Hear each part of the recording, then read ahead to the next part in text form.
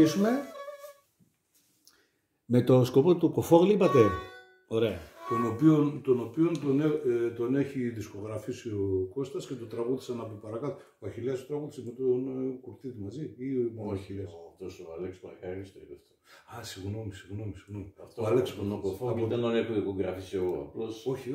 πέσανε δηλαδή καταγραφές. Όχι, δεν λέω το σκοπό, λέω αυτόν. Τον ηχογράφησε στο.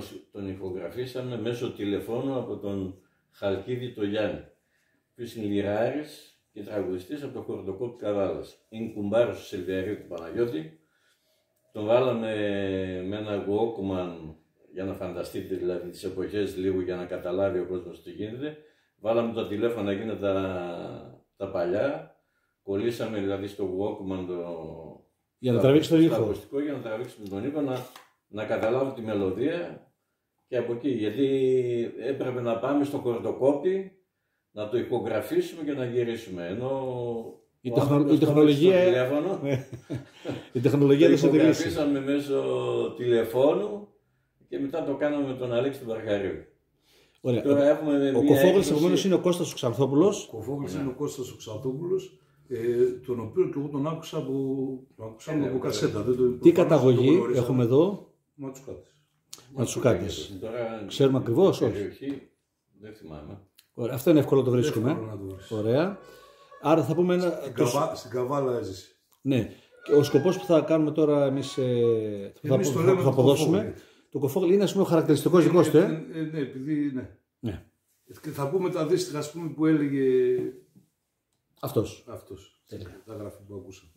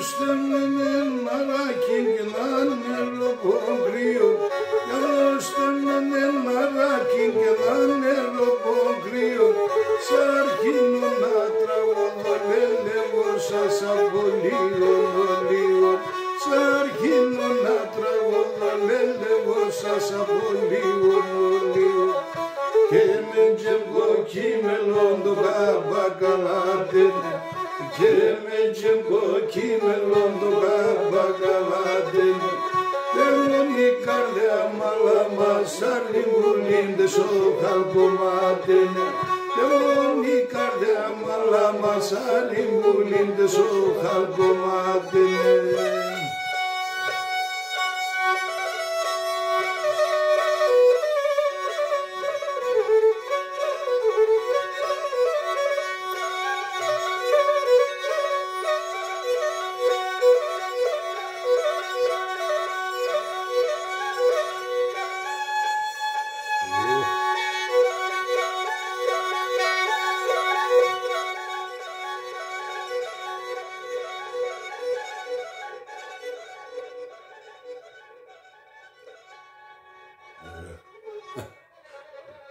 Εσύ αμούλη.